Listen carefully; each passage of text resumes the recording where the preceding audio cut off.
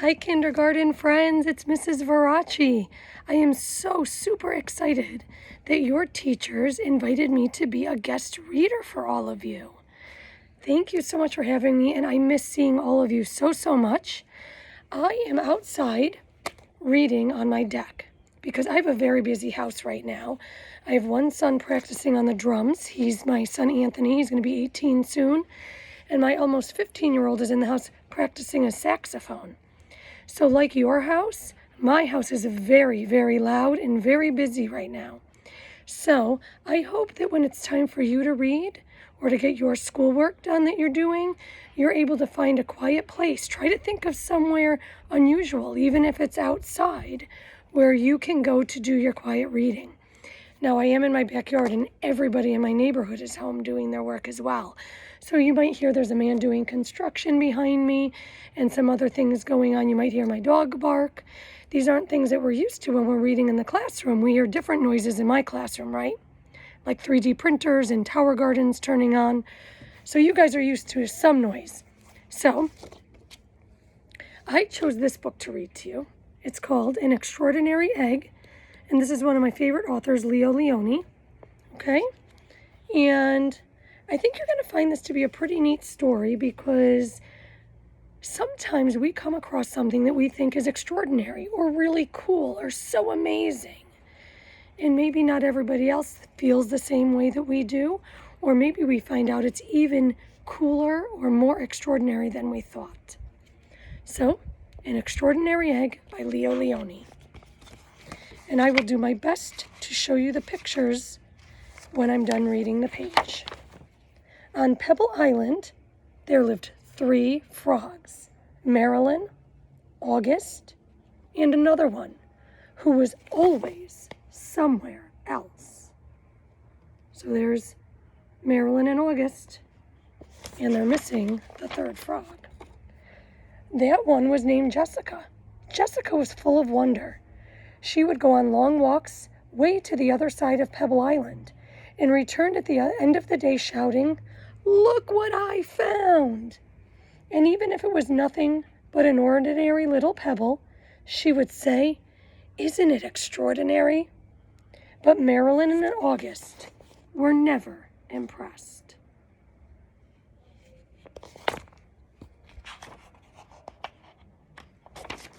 One day, in a mound of stones, she found one that stood out from all the others. It was perfect, white like the snow and round like the full moon on a midsummer night. Even though it was almost as big as she was, Jessica decided to bring it home.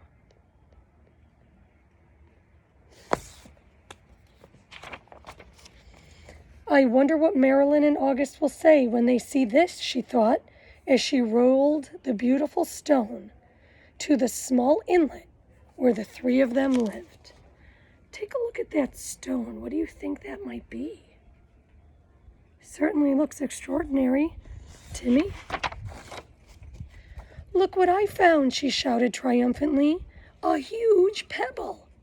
This time Marilyn and August were truly astonished. "That is not a pebble," said Marilyn, who knew everything about everything. "It's an egg, a chicken egg." "A chicken egg? How do you know it's a chicken egg?" asked Jessica, who had never even heard of a chicken. Marilyn smiled. "There are some things you just know."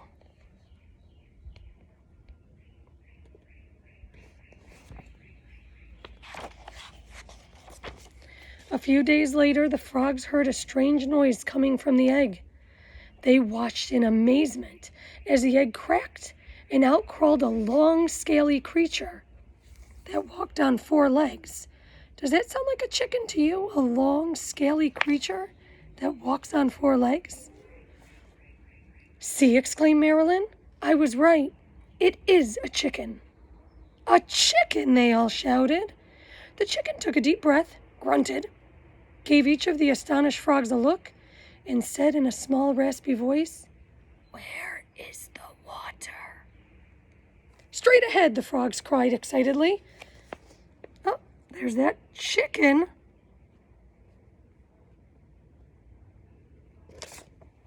See that broken egg where the chicken came out of? The chicken threw herself into the water and the frogs dove in after her. To their surprise, the chicken was a good swimmer, and fast too. And she showed them new ways to float and paddle. They had a wonderful time together and played from sun up to sun down. And so it went for many days. Sounds like a strange chicken knowing how to swim like that. Then, one day when Jessica was somewhere else, August and Marilyn saw a commotion in the water below them. Someone was in trouble. Quickly, the chicken dove into the dark pool. August and Marilyn were frightened. I wonder who it could be. After a few long moments, the chicken reappeared, carrying Jessica. "I'm all right," she called. "I got tangled in the weeds, but the chicken saved me." From that day on, Jessica and her rescuer were inseparable friends. Wherever Jessica went, the chicken went. They traveled all over the island. They went to Jessica's secret thinking place.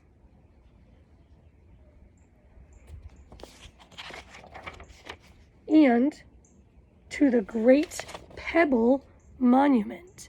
So they went back to where Jessica found her extraordinary pebble that turned out to be an egg. One day, they went to a place where Jessica had never been before. A red and blue bird flew down from a tree. "There you are!" it exclaimed when it saw the chicken. "Your mother has been looking all over for you. Come, I will take you to her."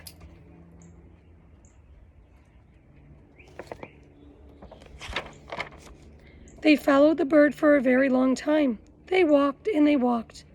They walked under the warm sun and the cool moon. And then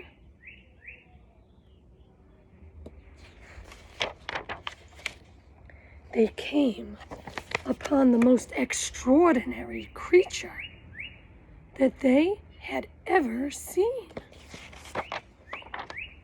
It was asleep. But when it heard the little chicken shout, "Mother!"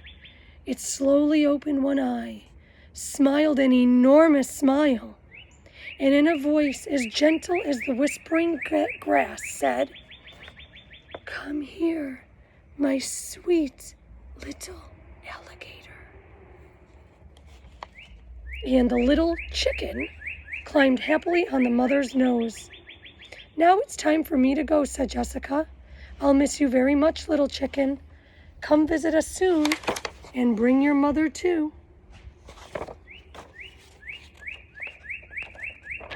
Jessica couldn't wait to tell Marilyn and August what had happened. As she neared the inlet, she shouted, "Guess what I found?" And she told them all about it. "And do you know what the mother chicken said to her baby?" Jessica asked. "She called her my sweet little alligator." "Alligator," said Marilyn. "What a silly thing to say." And the three frogs couldn't stop laughing. The end. Thank you for letting me read to you, boys and girls. I would love if you had a chance to comment, even if you just said hello, or tell me what you thought of the book.